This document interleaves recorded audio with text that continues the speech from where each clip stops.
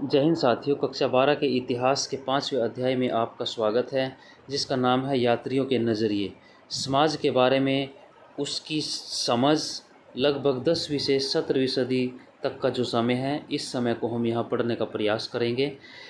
अध्याय का नाम है यात्रियों के नज़रिए से। यात्री जो एक स्थान से दूसरे स्थान पर किसी भी उद्देश्य से, किसी भी कार्य से जाता है, तो वहाँ क्या देखता है, अपनी आँखों देखा हाल वो बयान करता है, उसको नज़रिया कहा गया। यानी कि यात्रियों की आँखों द्वारा देखा गया हाल हम इस अध्याय में पढ़ने का प्रयास करेंगे। जैसे शुरू करते हैं इसको हम लाइन वाइज पढ़ने का प्रयास करेंगे, ताकि आपको बुक की आवश्यकता ना पड़े। साथ साथ 12वीं की कक्षा के साथ साथ जो अन्य प्रतियोगी परीक्षाएं हैं, उनके लिए भी जो आवश्यक विषय वस्तु है वो भी साथ साथ शेयर करते रहेंगे। आशा है आप इसको बड़े धैर्य से थोड़ा थोड़ा, जितना भी आपके पास समय है उस हिसाब से थोड़ा थोड़ा करके इसको आप देख सकते हैं, नोट कर सकते हैं। महिलाओं और पुरुषों ने कार्य की तलाश में, मनुष्य ने एक स्थान से दूसरे स्थान की यात्रा क्यों की? कार्य की तलाश में, अपने रोजगार की तलाश में, प्राकृतिक आपदाओं से बचने के लिए, व्यापारियों के रूप में व्यापार करने के लिए, सैनिकों के रूप में, पुरोहित और तीर्थयात्रियों के रूप में। कि भाई एक स्थान पर कोई सैनिक है, उसको दूसरे स्थान पर जाना पड़ सकता है। कोई पुरोहित धार्मिक क्रियाकलाप करता है, उस उद्देश्य से वो दूसरे स्थान पर जा सकता है। तीर्थयात्री, आप भ्रमण के लिए, तीर्थ स्थानों की यात्रा के लिए, जो पवित्र धार्मिक स्थान होते हैं उनकी यात्रा के लिए आप जाते हैं। या फिर साहस की भावना से प्रेरित होकर कुछ ऐसे साहसी नाविक भी पैदा होते हैं जो दूसरे स्थानों की यात्रा बिना किसी डर के अपने साहस को, अपने एडवेंचर को जीवित करने के लिए, उसको बनाए रखने के लिए यात्राएं करते हैं।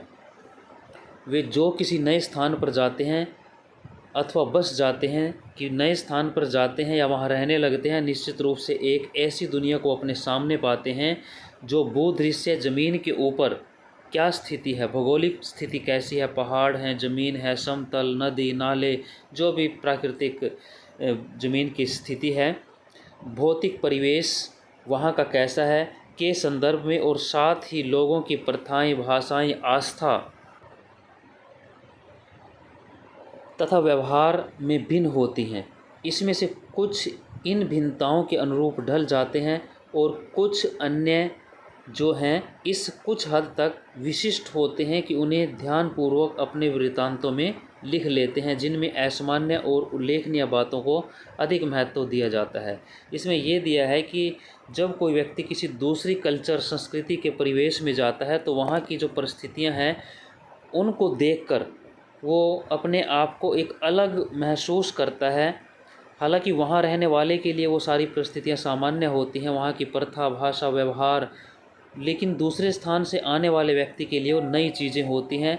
इनमें से कुछ जो भिन्नताएं हैं उनके अनुसार ढल जाते हैं। कुछ लोग जो हैं इनके अनुसार अपने आप को ढाल लेते हैं, लेकिन कुछ इस हद तक विशिष्ट होते हैं, विशेष होते हैं कि इन्हें ध्यानपूर्वक अपने जो वृत्तांत है उनमें लिख लेते हैं, जिनमें असामान्य और उल्लेखनीय जो बातें हैं उनको अधिक महत्व दिया जाता है। असामान्य जो सामान्य ना हो, जो उन्हें ऐसा लगता है कि भाई पहली बार हमने देखा, कोई आश्चर्य है, कोई ऐसी ज़मीन, पहाड़, दृश्य, पेड़ पौधे, पर्वत, मनुष्यों की कोई आदतें, भाषाएं, कोई धार्मिक रीति रिवाज, तो इस प्रकार की जो ऐसी चीज़ें हैं उनको वो अपने वृत्तांत में लिख लेते हैं, अपने किसी साहित्य में उसको डाल देते हैं। दुर्भाग्य से हमारे पास महिलाओं द्वारा छोड़े गए वृत्तांत लगभग न के बराबर हैं, कि पुरुष और महिलाएं दोनों ने यात्राएं की, लेकिन पुरुषों के वृत्तांत मिलते हैं, वृत्तांत जो उन्होंने लिखा, जो उन्होंने बयान किया किसी स्थान की यात्रा के बारे में, लेकिन महिलाओं द्वारा कोई भी ऐसा वृत्तांत लिखा हुआ नहीं मिलता जिसमें इस प्रकार बताया गया हो कि उन्होंने किसी स्थान की यात्रा की, वहाँ पर इस प्रकार की चीज़ें देखी। हालांकि हम जानते हैं कि ये सभी यात्राएं करती थी, महिलाएं भी यात्राएं करती थी। सुरक्षित मिले वृत्तांत अपनी विषय वस्तु के संदर्भ में अलग अलग प्रकार के होते हैं। जितने भी वृत्तांत जो लिखित सामग्री है, ये विषय वस्तु, सब्जेक्ट के हिसाब से, विषय के आधार पर ये अलग अलग होते हैं। कुछ दरबार की गतिविधियों से संबंधित होते हैं। किसी ने दरबार की जो एक वर्णन किया है दरबार में कैसे स्थितियां होती हैं, राजा कैसे काम करते हैं, उनके पदाधिकारी कैसे काम करते हैं, दरबार कैसे लगते हैं उनके, और अन्य जो लोग हैं उन्होंने धार्मिक विषयों के बारे में बताया, कुछ स्थापत्य के तत्वों और स्मारकों के बारे में बताया कि वहाँ पर किस प्रकार के भवन, मंदिर, कोई धार्मिक स्थान, कैसे कैसे स्मारक बने हुए हैं। उदाहरण के लिए जो 15वीं शताब्दी में विजयनगर है, उसके सबसे महत्वपूर्ण विवरणों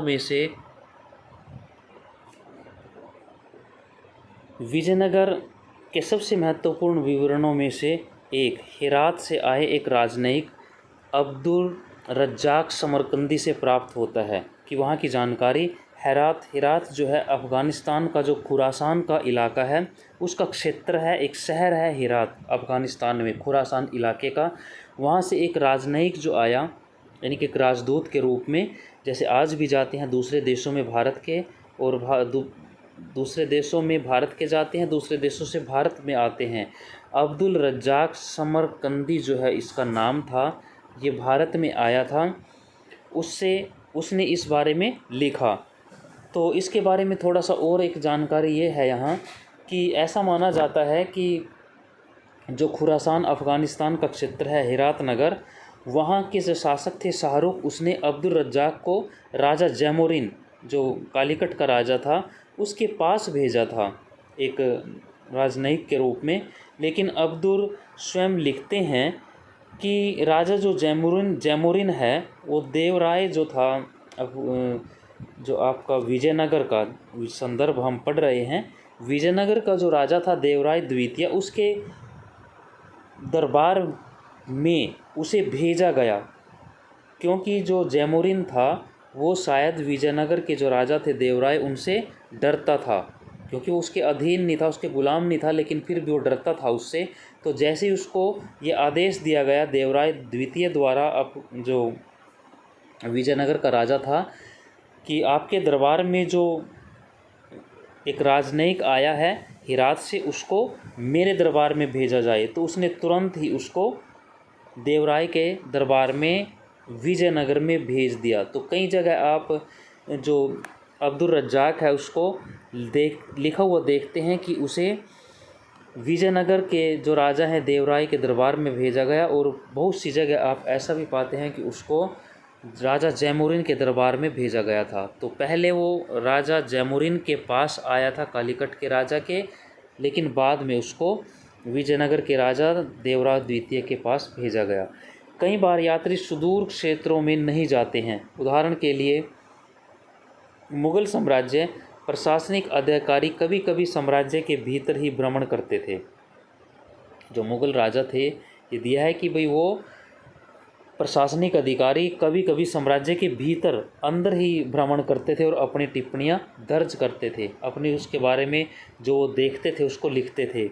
इनमें से कुछ अपने ही देश की लोकप्रिय प्रथाएं और जनवार्ताओं और परंपराओं को समझना चाहते थे। वो इसलिए करते थे ताकि उन्हें अपने जो देश की लोकप्रिय कथाएं हैं, प्रथाएं हैं, रिवाज हैं, जो लोगों के साथ उनका वार्तालाप होता है, यहाँ की परंपराएं हैं, उनको समझने में सफलता मिले प्राप्त। इस अध्याय में हम देखें कि महाद्वीप से आए यात्रियों द्वारा सामाजिक जीवन के विवरणों के अध्ययन में से किस प्रकार हम अपने अतीत के विषय का ज्ञान बढ़ा सकते हैं। कि उपमहाद्वीप में जो बाहर के यात्री आए उनके द्वारा जो सामाजिक जीवन का विवरण हमारे यहाँ का दिया गया, बताया गया, उन्होंने अपनी आंखों देखा, जो हाल लिखा, उससे हम अपने अतीत, अपने इतिहास के बारे में हम कैसे जानकारी बढ़ा सकते हैं, हाँ वो हम इस अध्याय में पढ़ने का प्रयास करेंगे।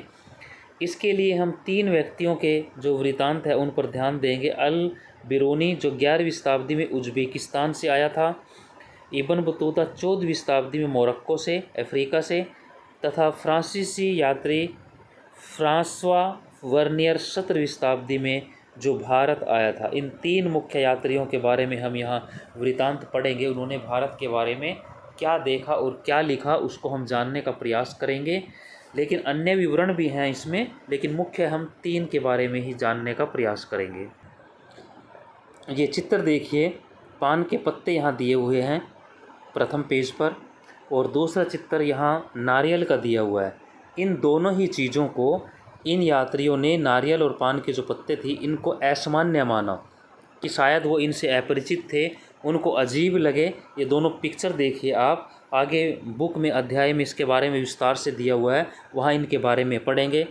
चैनल को लाइक करें, सब्सक्राइब करें और कमेंट अवश्य करें कैसा लगा, क्या सुधार, कोई प्रश्न।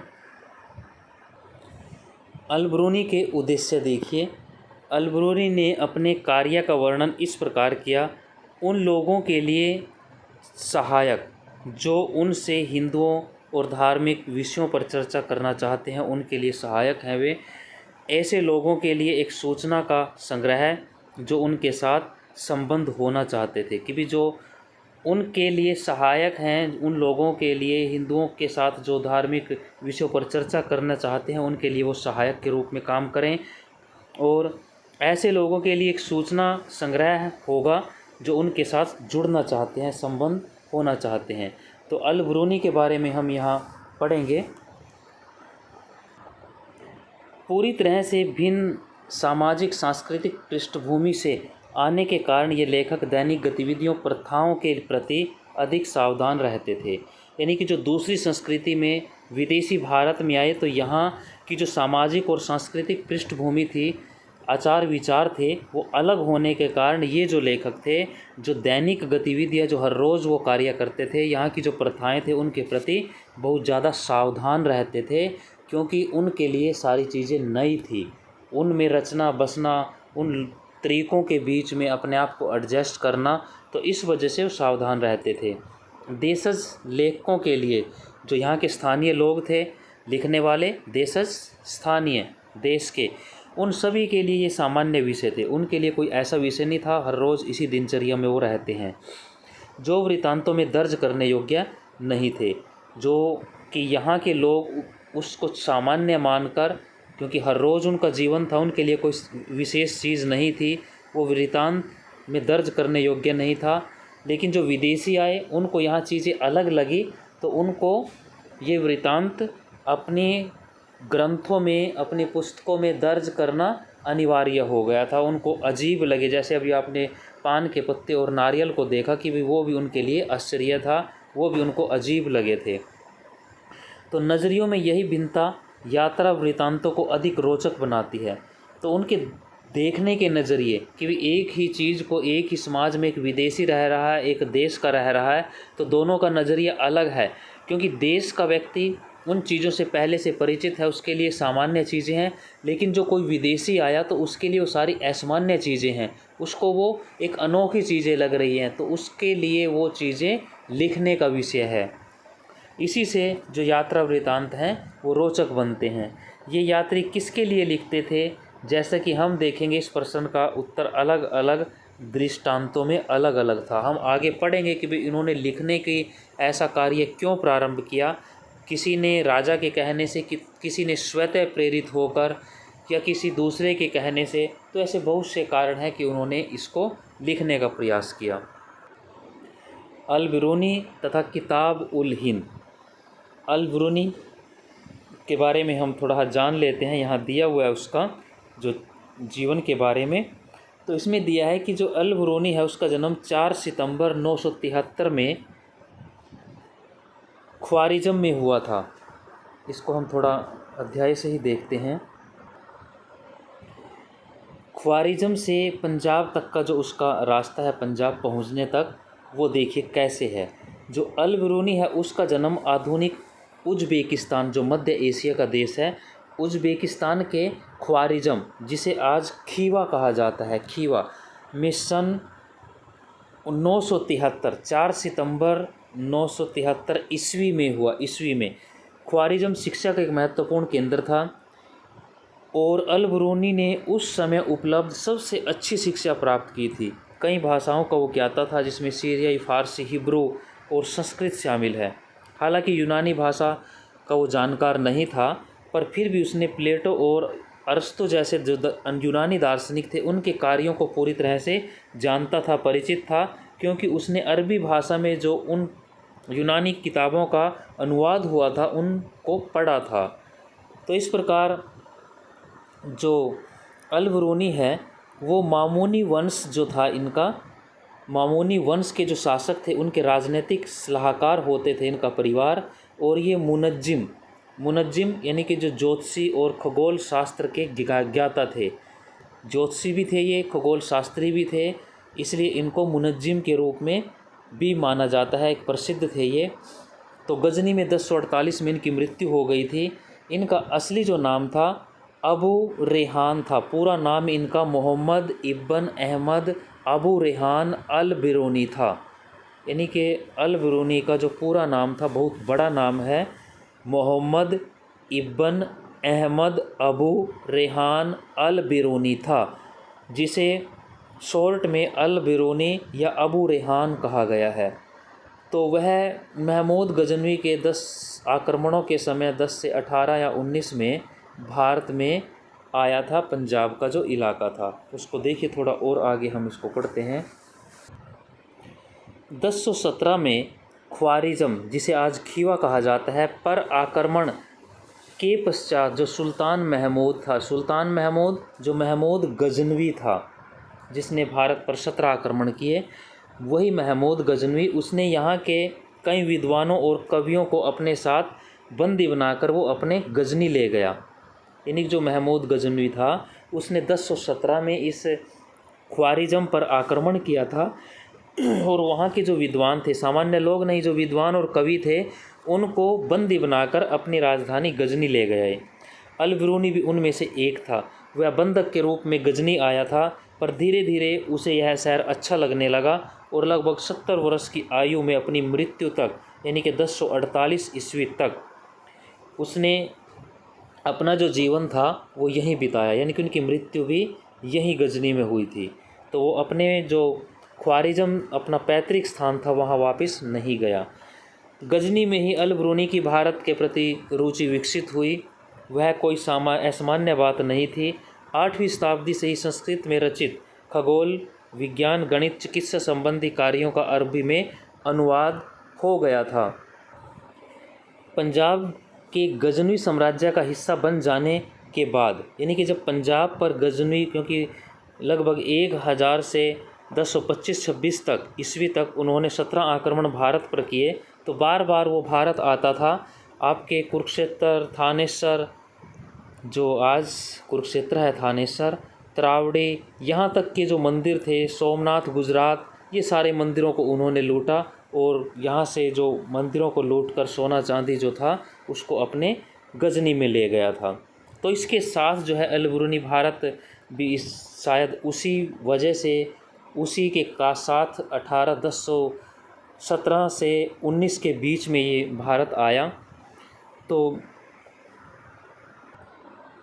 पंजाब जब गजनी साम्राज्य का हिस्सा बन गया था, पंजाब को जीत लिया था। पंजाब छोटा नहीं था। जो पाकिस्तान में पंजाब है, आज भी है, पंजाब ही कहते हैं। भारत में पंजाब है, हरियाणा उसमें शामिल था, हिमाचल प्रदेश और भी आसपास के जो स्थान थे वो सारे पंजाब में शामिल थे। तो यहाँ के जो स्थानीय लोग थे उनके आपसी संपर्कों के कारण आपसी विश्वास और समझ का वातावरण बनाने में मदद मिली उसको। अल बिरूनी ने जो ब्राह्मण पुरोहित थे, विद्वान थे, उनके साथ कई वर्ष बिताए। संस्कृत, धर्म, दर्शन का ज्ञान उन्होंने प्राप्त किया उन लोगों से। हालांकि उनका यात्रा कार्यक्रम स्पष्ट नहीं है कि किस उद्देश्य से भारत आए, वो क्या कार्यक्रम था, कैसे उनकी योजना थी। फिर भी प्रतीत होता है कि उसने पंजाब और उत्तर भारत के कई हिस्सों की यात्रा की थी, ऐसा पता लगता है। उसके लिखने के समय यात्रा वृत्तांत अरबी साहित्य का एक मान्य हिस्सा बन चुके थे।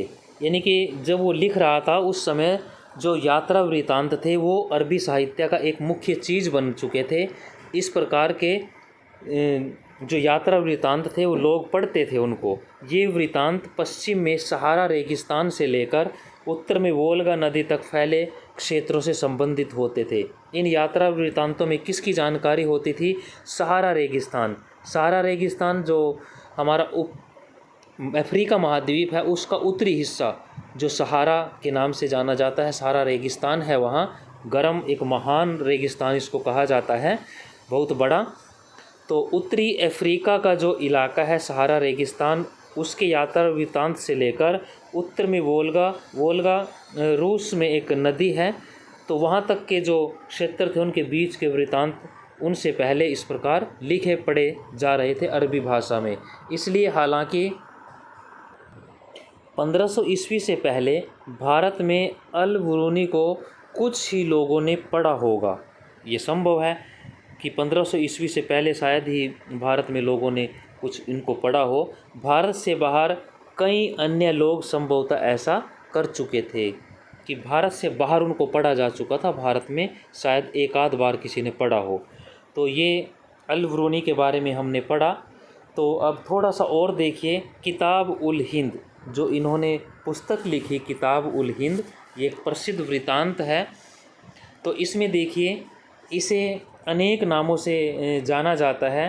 तहकीक हिंद भी इसको कहा जाता है, मालिय हिंद भी इसको कहा जाता है, और इसे तारीख उल हिंद, तहकीक माँ लिल हिंद भी कहा जाता है। अनेक नाम इसके हैं, लेकिन पूरा जो नाम है उसी नाम में से छोटे छोटे टुकड़ों को उठाया गया है। जैसे इसका पूरा नाम अगर हम पढ़ें, तहकीक माँ लिए हिंद मिन माकुला माकबुल्लाह फ़ाल अल आ मर्दुल्ला, तो ये इस किताब का पूरा नाम है।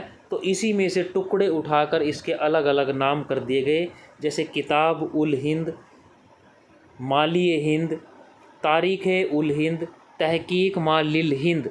ये सारे के सारे जो नाम हैं ये इसी के पूरे नाम में से छोटे छोटे टुकड़े उठा लिए गए।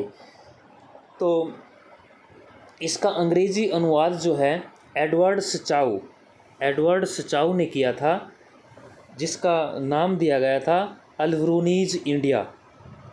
मुख्य रूप से इसको ऐसे ही पढ़ते हैं, लेकिन पूरा नाम Al Biruni's India, an account of the religion, philosophy, literature, geography, astronomy, laws and astrology of India about 130 ईस्वी AD। तो ये इसका एक अंग्रेज़ी नाम है। इसका अनुवाद भी हिंदी में भी हुआ। सर्वप्रथम जो रजनीकांत शर्मा थे उन्होंने इसका हिंदी में अनुवाद भी किया था। मूल रूप से यह अरबी भाषा में लिखा गया था। इसमें 80 अध्याय हैं, जिनमें भारत के धर्म, दर्शन, शास्त्र, चिकित्सा, ज्योतिष और इसमें लिखने की एक विशेष शैली का प्रयोग किया गया, क्योंकि प्रत्येक अध्याय को एक प्रश्न से शुरू किया गया। जब भी कोई नया अध्याय शुरू होता था तो वहाँ पहले प्रश्न पूछा जाता था, प्रश्न से नए अध्याय की शुरुआत होती थी। तो इसको हम देखिए, अब थोड़ा पढ़ने का प्रयास करते हैं कि इसमें क्या दिया हुआ है। अरबी भाषा में लिखी गई अल बरूनी की जो कृति है किताब उल हिंद, अभी नाम हमने ये भी पढ़ा था, किताब उल हिंद, यह भाषा सरल और स्पष्ट है, अरबी भाषा में लिखा गया है।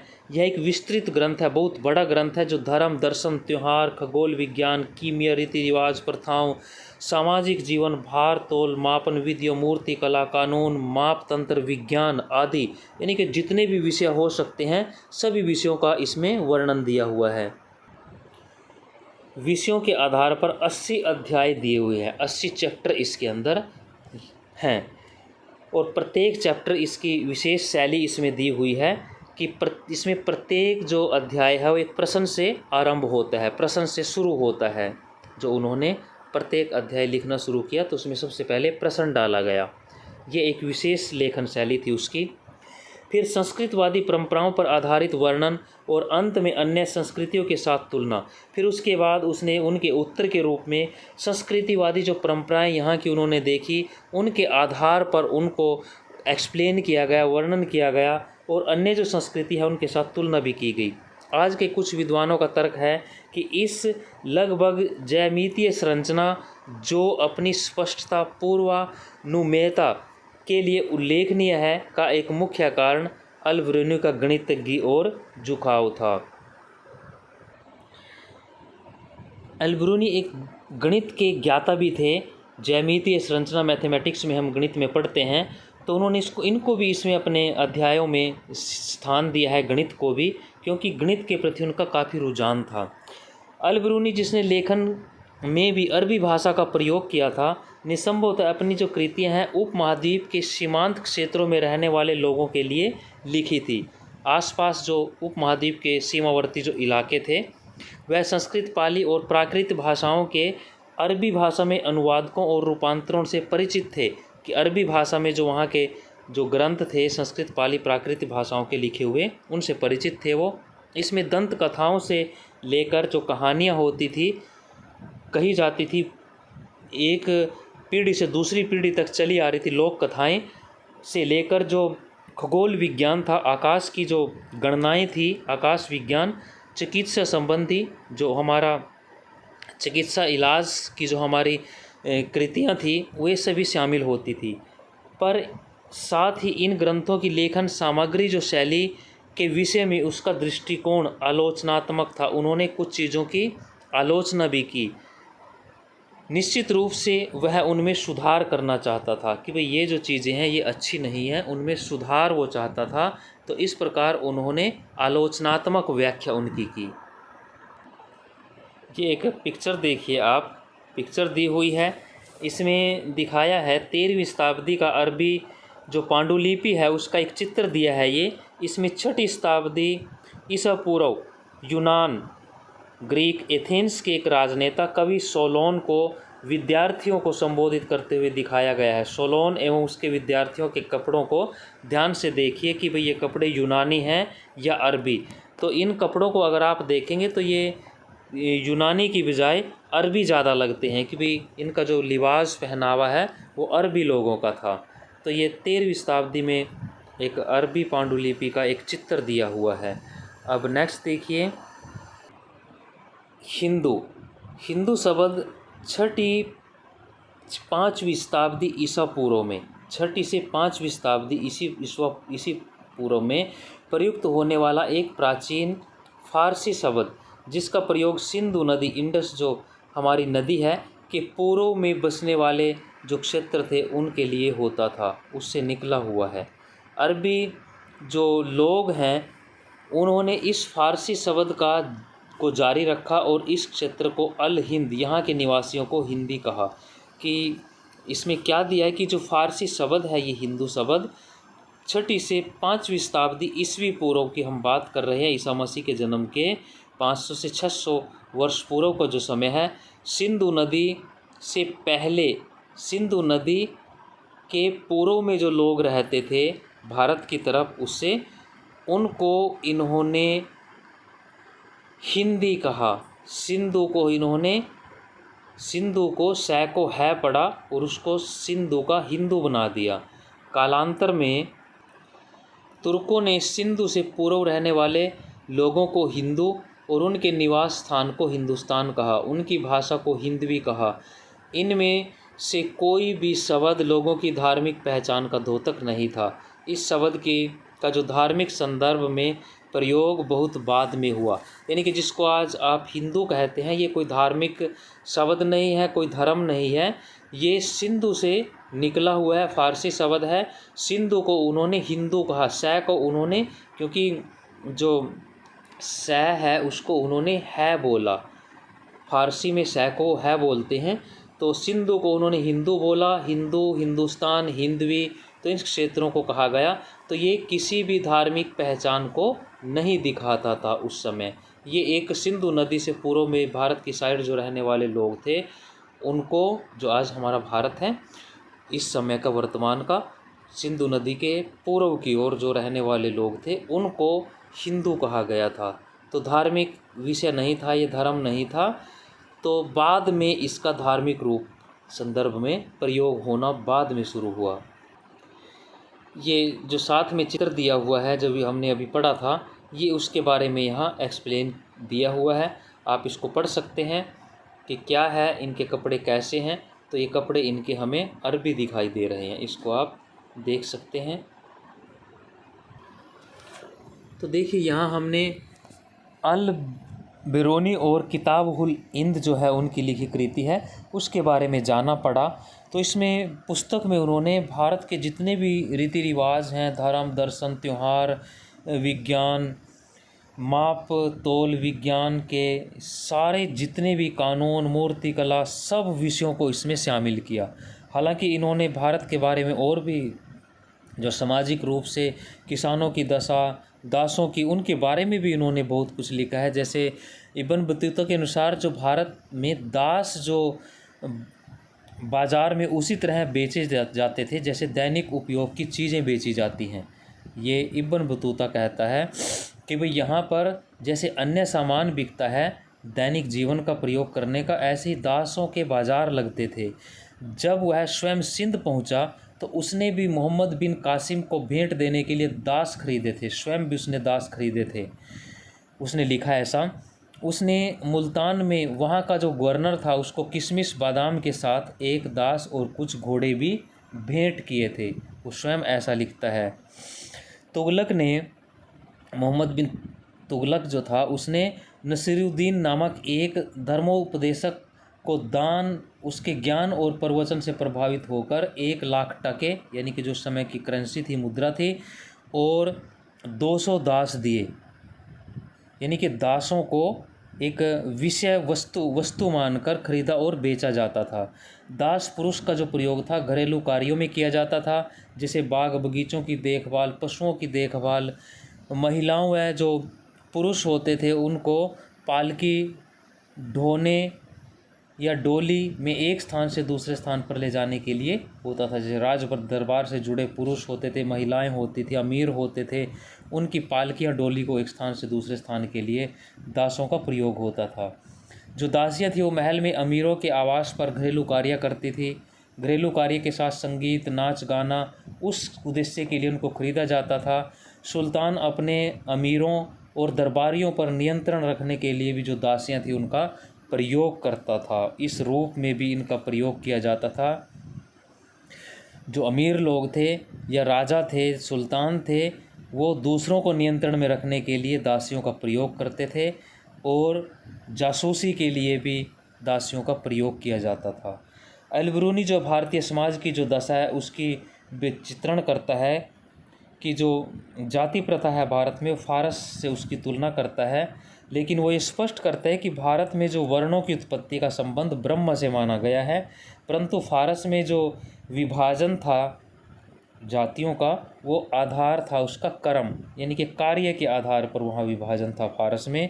वह कहता है कि भारत में ब्राह्मण, क्षत्रिय, वैश्य, शूद्र के अलावा एक वर्ग और भी है जिसे अंत्यज कहा गया। अंत्यज का मतलब जो व्यवस्था से बाहर के लोग थे, यानी कि जो ब्राह्मण, क्षत्रिय, वैश्य, शूद्र के अलावा इस व्यवस्था में फिट नहीं बैठते थे, इस व्यवस्था से जो अलग थे, उनको अंत्यज कहा गया।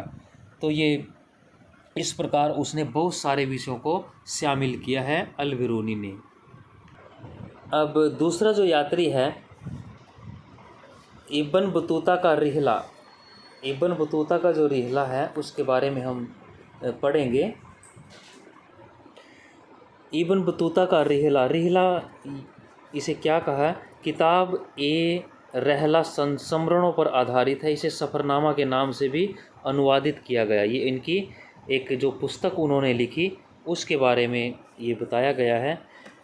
एक आरंभिक विश्व यात्री इनको कहा गया कि आरंभिक विश्व यात्री की इनको संज्ञा दी गई इब्न बतूता को। इब्न बतूता द्वारा अरबी भाषा में लिखा गया उसका जो यात्रा वृतांत है जिसे रिहला कहा गया, रिहला हो सकता है, रहला हो सकता है, सफ़रनामा हो सकता है, तो ये बहुत से नाम इसके हमें प्राप्त होते हैं लिखे हुए। 14वीं शताब्दी में भारतीय उपमहाद्वीप के सामाजिक और सांस्कृतिक जीवन के विषय में बहुत ही प्रचुर और रोचक जानकारियाँ देता है, जिसमें भारत के हर प्रकार के पहलू, जानकारी, सामाजिक, हमारी कल्चर, संस्कृति से जुड़ी वो सारी चीज़ें यहाँ प्राप्त होती हैं। इसमें जो उनकी पुस्तक है, इब्न बतूता की जो पुस्तक है रिहला जिसे कहा गया, किताब ए रहला कहा गया, सफ़रनामा कहा गया, बहुत सारे नाम इसके दिए हुए हैं। तो जो आपका इब्न बतूता है उनका जन्म 24 फरवरी 1304 को हुआ था। तंजीर जो मोरक्को है, उत्तरी अफ्रीका का एक स्थान है, देश है, वहाँ पर इस्लामिक कानून का ये जानकार था, शरिया का विशेषज्ञ था और 1325 में 22 वर्ष की आयु में इसने अपना घर छोड़ दिया था। मोहम्मद बिन जो तुगलक थे, भारत में उस समय शासक थे, इनकी जो पुस्तक है रिहला 1355 में ये पूरी हुई थी। 1355 में उसने इस पुस्तक को पूरा किया था। उसने 1325 से 1355 ईस्वी तक विश्व के अनेक क्षेत्रों का दौरा किया, भ्रमण किया। इसे अफ्रीका, एशिया, यूरोप की यात्रा के कारण उसे एक आरंभिक विश्व यात्री की संज्ञा दी गई। आरंभिक विश्व यात्री उसको क्यों कहा गया? क्योंकि उसने अफ्रीका, एशिया और यूरोप के अनेक स्थानों की यात्रा की थी। इसी वजह से उसको आरंभिक विश्व यात्री की संज्ञा दी गई है। इनका जो वास्तविक नाम था अबू अब्दुल्ला मोहम्मद था। इब्न बतूता का जो नाम था असली वो अबू अब्दुल्ला मोहम्मद था, इब्न बतूता का असली नाम। भारत में लगभग ये 14 वर्ष तक भारत में रहा। तो देखिए इसके बारे में हम और क्या पढ़ सकते हैं, क्या जानकारी मिलती है। मोरक्को में इस यात्री का जन्म तंजीर के सबसे सम्मानित और शिक्षित परिवारों में से एक था। बहुत ही शिक्षित, जो इस्लामी कानून के ज्ञाता थे। इस्लामी कानून यानी कि शरिया, उसमें प्रसिद्ध थे, ये विशेषज्ञ थे। अपने परिवार की परंपरा के अनुसार इब्न बतूता ने छोटी उम्र में ही साहित्यिक और शास्त्र रूढ़ शिक्षा हासिल कर ली थी। साहित्यिक और शास्त्र जो थे उनका अध्ययन इसने कर लिया था। अपनी श्रेणी के अन्य जो सदस्य थे उनके विपरीत इब्न बतूता पुस्तकों के स्थान पर यात्राओं से अर्जित जो अनुभव है उसको ज्ञान का अधिक महत्वपूर्ण स्रोत मानता था। कि बहुत सारे लोग ज्ञान प्राप्त करने के लिए पुस्तकों का अध्ययन करते हैं, लेकिन ये पुस्तकों के साथ साथ पुस्तकों से भी ज़्यादा महत्वपूर्ण जो है यात्रा करके जो अनुभव मिलता था उस अनुभव को अधिक महत्वपूर्ण ज्ञान मानता था। उसे यात्रा करने का बड़ा शौक़ था। नए नए देशों, स्थानों की यात्रा, नए नए लोगों से मिलना, दूर क्षेत्रों में जाना उसे अच्छा लगता था। 1332 से 33 में भारत के लिए प्रस्थान करने के लिए वह चला और उसने मक्का की तीर्थ यात्राएं, उसके बाद सीरिया, इराक, फारस, यमन, ओमान, पूर्वी अफ्रीका के तटीय जो व्यापारिक केंद्र हैं, बंदरगाहें हैं, उन स्थानों की यात्राएं कर चुका था। वो मध्य एशिया के रास्ते से होते हुए, मध्य एशिया जो उज़्बेकिस्तान, तुर्कमेनिस्तान, किर्गिस्तान, वो जो इलाका है, सन 1333 में स्थल मार्ग से सिंध पहुंचा। भारत का जो उस समय सिंध का जो प्रांत था वहां पहुंचा। उसने दिल्ली के सुल्तान मोहम्मद बिन तुगलक के बारे में सुना था कि वह कला और साहित्य के प्रति एक दयाशील संरक्षक के रूप में उसकी ख्याति से आकर्षित होकर बतूता जो है मुल्तान और उच्च के रास्ते होते हुए दिल्ली की ओर प्रस्थान किया। जो सुल्तान भारत का उस समय दिल्ली का था, मोहम्मद बिन तुगलक, उसकी ख्याति थी, वो एक साहित्य कला प्रेमी था, विद्वान उसको माना जाता था। तो उसी की इस दयाशील रूप को देखकर उससे आकर्षित होकर वह दिल्ली गया। सुल्तान उसकी विद्वता से प्रभावित हुआ। सुल्तान जो था, दोनों एक दूसरे से प्रभावित थे। तो सुल्तान ने उसे दिल्ली का काजी यानी कि न्यायाधीश नियुक्त कर दिया। इस पद पर वह लगभग 8 वर्षों तक रहा। 8 वर्षों तक लगभग इस पद पर उसने काम किया। फिर उसने किसी कारण से विश्वास खो दिया, उसे कारागार में डाल दिया गया। बाद में सुल्तान और उसके बीच फिर गलतफहमी दूर होने के बाद उसे राजकीय सेवा में दोबारा से ले लिया गया। 1342 में मंगोल शासक के पास सुल्तान के दूत के रूप में उसे चीन जाने का आदेश दे दिया गया। मंगोल का शासन था उस समय चीन में 1342 में, और उसे मंगोल शासकों के पास दिल्ली का एक राजनयिक के रूप में उसे दूत बनाकर चीन भेजने का आदेश दे दिया गया। अपनी नई नियुक्ति के साथ इब्न बतूता मध्य भारत के रास्ते मालाबार तट की ओर बढ़ा। जो मालाबार तट हमारा पूर्वी तटीय इलाका है केरल के साथ का, मालाबार से वह मालद्वीप गया। वहाँ 18 महीनों तक काजी के पद पर रहा और अंत में श्रीलंका जाने को उसने निश्चय किया। बाद में एक बार फिर वह मालाबार तट और मालद्वीप गया और चीन जाने के लिए अपने कार्य का दोबारा शुरू करने से पहले वह बंगाल और असम भी गया। वह जहाज़ से सुमात्रा यानी कि जो इंडोनेशिया का इलाका है, ये सारे कुछ विदेशी स्थान दिए हुए हैं, सुमात्रा से एक अन्य जहाज़ से चीनी बंदरगाह नगर जैतून। आगे चलने से पहले एक चित्र देखिए। इस चित्र में आप डाकू यात्रियों पर हमला कर रहे हैं। 16वीं सदी का मुग़ल चित्र है। डाकुओं को यात्रियों से कैसे अलग करेंगे। ये डाकू हैं जो यात्रियों पर हमला कर रहे हैं। डाकू उस समय आम मतलब रास्तों पर लोगों को लूट लेते थे। जो इब्न बतूता है उसने भी इसको उजागर किया है कि उसके साथ भी इस प्रकार की घटनाएं हुई भारत में। तो इसको देखिए आप। और ऊपर देखिए एक घोंसले से निकलता एक पक्षी, कैसे उसने रिहला जो उसकी पुस्तक है उसमें क्या लिखा उसने कि वह अपने जन्म स्थान तंजीर में उसका जन्म हुआ था, मोरक्को उत्तरी अफ्रीका में। वहाँ से मेरा प्रस्थान गुरुवार को हुआ। मैं अकेला ही निकल पड़ा, बिना किसी साथी यात्री या कारवां के अकेला ही निकल पड़ा जिसकी टोली में मैं शामिल हो सकूं। कोई कारवां नहीं था। कारवां लोगों के समूह में यात्रा करते थे। उस समय बहुत से लोग इकट्ठे चलते थे। डाकू लुटेरे बहुत सारी चीज़ें होती थी। पैदल के रास्ते होते थे, घोड़े ऊँटों, तो समय लगता था यात्राओं में। तो बहुत समूह में लोग यात्रा करते थे। लेकिन अपने अंदर एक अति प्रभावी आवेग और प्रसिद्ध पुण्य स्थानों को देखने की इच्छा, यानी कि इसने बताया कि वो किस कारण से यात्रा कर रहा है, लंबे समय से मेरे अंतःकरण में थी। इससे प्रेरित होकर मैंने अपने प्रियजनों को छोड़ने का दृढ़ निश्चय कर लिया। अपने घर को ऐसे ही छोड़ दिया जैसे पक्षी अपने घोंसलों को छोड़ देता है। उस समय मेरी उम्र 22 वर्ष थी। इब्न बतूता 1354 में घर वापस पहुंचा था और अपनी यात्रा आरंभ करने के लगभग 30 वर्ष बाद। तो ये उसने अपने आप ही बताया कि भी मैंने यात्राएं क्यों की। उसने बताया कि वो इसके अंदर एक रहस्य, रोमांच, कुछ जानना था, तभी उसने इतनी छोटी उम्र में अपने घर को त्याग दिया था, 22 वर्ष की आयु में।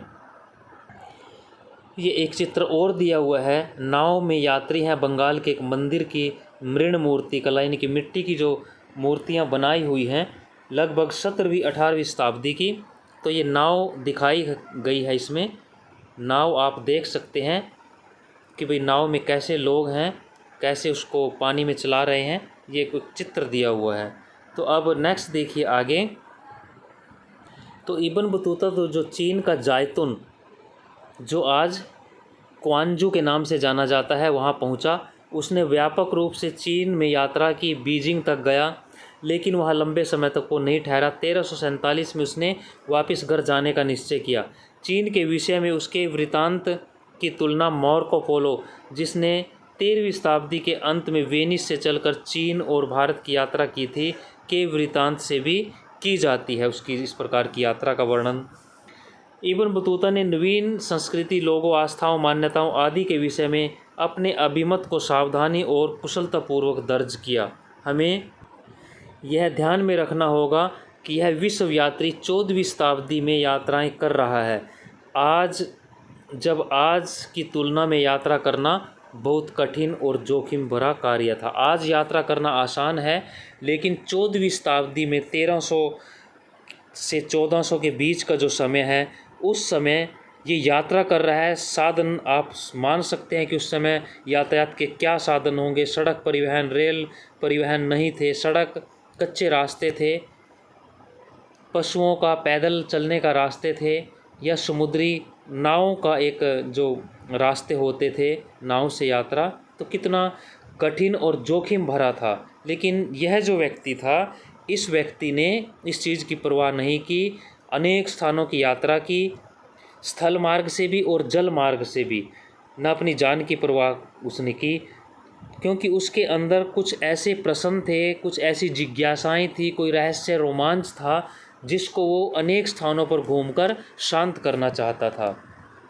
इब्न बतूता के अनुसार उसे मुल्तान से दिल्ली की यात्रा में 40, मुल्तान से दिल्ली यानी कि जो पाकिस्तान में है, मुल्तान से दिल्ली में 40 और सिंध से दिल्ली की यात्रा में लगभग 50 दिन का समय लगा था।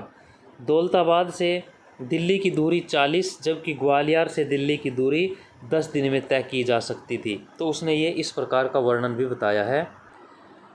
एकाकी यात्री अपनी लंबी यात्राओं में लुटेरे ही खतरा नहीं थे। यात्री गृहातुर अपने घर के प्रति आतुर होना, घर की याद सताना भी हो सकता था, बीमार भी हो सकता था। तो रिहला से लिया गया एक उदाहरण यहाँ पर दिया हुआ है। मुझे ज्वर ने जकड़ लिया, बुखार ने जकड़ लिया। मैंने अपने आप को कमज़ोरी के कारण गिरने से बचाने के लिए पगड़ी के कपड़े को जीन से बांध लिया। हम ट्यूनिस शहर पहुँचे। ट्यूनिस अफ्रीका का शहर। वहाँ के निवासी शेख काजी के पुत्र का स्वागत करने के लिए बाहर आए। वे हर और एक दूसरे का अभिवादन कर रहे थे, प्रश्नों के साथ आगे आए, लेकिन उनमें से किसी ने मेरा अभिवादन नहीं किया, क्योंकि वहाँ मुझे कोई भी ऐसा नहीं था जो मेरा परिचित हो, मुझे जानता हो। अपने एकाकीपन से मैं इतना उदास था कि अपनी आंखों में आंसू आए लिए हुए था। आंसुओं को रोक नहीं सका और बहुत रोया। इस पर एक तीर्थयात्री मेरी कुंठा का कारण जानकर मेरे पास आया और मेरा अभिवादन किया। ये उसने इस प्रकार का वृतांत दिया है कि मनोवैज्ञानिक रूप से भी, शारीरिक रूप से भी कितनी परेशानियां वो झेलते थे। तो इस प्रकार ये सारा जो वृतांत उन्होंने दिया, और अंत में 8 नवंबर 1349 को अपने पैतृक जो स्थान था तंजीर, वहाँ पहुँच गया वो 8 नवंबर 1349 को, और 1377 ईस्वी में यहीं उनकी मृत्यु हो गई थी। ये मैप देखिए, अफ़गानिस्तान, सिंध और पंजाब में इब्न बतूता द्वारा जिन स्थानों का भ्रमण किया गया वो स्थान यहाँ दिए हुए हैं, और ये जगह उसी तरह से लिख दिए गए जैसा कि इब्न बतूता ने उनको लिखा। इब्न बतूता उनको जानता था। तो जैसे कंदार, गजनी, काबुल, परवान, वाक, मुल्तान, ये सिंध वो नदी है जो अभी आपने हिंदू के बारे में पढ़ा था। ये इससे पूर्व का हिस्सा है, ये पूर्व का हिस्सा है, ये पश्चिम का हिस्सा है। तो इस पूर्व के, सिंध नदी के पूर्व का जो हिस्सा है, ये हिस्सा यहाँ रहने वाले लोगों को उन्होंने हिंदू कहा था, सिंधु के पूर्व में रहने वाले लोगों को। तो ये दिल्ली दिया हुआ है, ठीक है। ये तो मुल्तान, ये सारे के सारे स्थान जो हैं, जो आप इस अध्याय में पढ़ रहे हैं, इस मैप में आप उनको समझें, क्योंकि मैप वर्क भी आपकी परीक्षा से जुड़ा हुआ है। यात्रा करना अधिक असुरक्षित भी था। इब्न बतूता ने कई बार डाकुओं के समूह द्वारा आक्रमण झेले थे, यहाँ तक कि वह अपने साथियों के साथ कारवां में चलना पसंद करता था, पर इससे भी राजमार्गों के लुटेरों को नहीं रोका जा सका। मुल्तान से दिल्ली की यात्रा के दौरान उनके कारवां पर आक्रमण हुआ। कारवां समूह में लोगों का चलना था। उसके साथ अनेक साथी जो है अपनी जान से हाथ धो बैठे, उनको मृत्यु प्राप्त हुई। जो बचे, कुछ बचे उनमें इब्न बतूता भी शामिल था, लेकिन बुरी तरह से जख्मी हो गए थे। तो यात्रा में उस समय कितना जोखिम था, और फिर भी इस व्यक्ति की हिम्मत देखिए कि इन्होंने कितना एक देशों की यात्राएं की। जिज्ञासाओं का उपभोग देखिए। जैसे कि देखा जाता है कि इब्न बतूता एक हठीला यात्री था, जिद्दी यात्री था। उसने उत्तर पश्चिमी अफ्रीका में अपने निवास स्थान मोरक्को वापस जाने से पूर्व कई वर्ष उत्तरी अफ्रीका, पश्चिमी एशिया, मध्य एशिया के अनेक भागों में यात्रा की। हो सकता है कि वह रूस भी गया हो। भारतीय उपमहाद्वीप पूरा उसने देखा। चीन की यात्रा उसने की। जब वापस आया तो स्थानीय शासक के निर्देश पर उसने ये सारे जो वृतांत है कहानियों के रूप में दर्ज किए। वहाँ का जो स्थानीय राजा था उसके कहने पर यात्रा उसने अपने मन अंत्यकरण रोमांच के लिए की, अपनी जिज्ञासाओं को शांत करने के लिए। लेकिन उसने जो पुस्तक लिखी, जो वृतांत लिखा, वो वहाँ का जो स्थानीय शासक था उनका, उसके कहने पर उसने इनको लिखना शुरू किया। शिक्षा तथा मनोरंजन।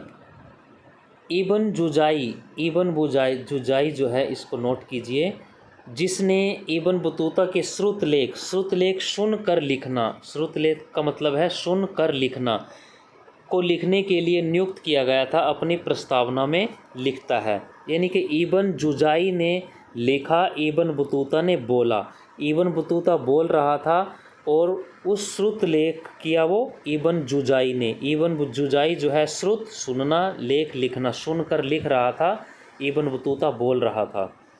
राजा के द्वारा यानी कि एक शालीन निर्देश दिया गया कि वे अपनी यात्रा में देखे गए शहरों का, अपनी स्मृति में बैठ गई रोचक घटनाओं का एक वृतांत लिखवाएं। साथ ही विभिन्न देशों के जो राजा थे उनसे वे मिले, उनके महान साहित्यकारों के बारे में, उनके धर्मनिष्ठ संतों के बारे में बताए।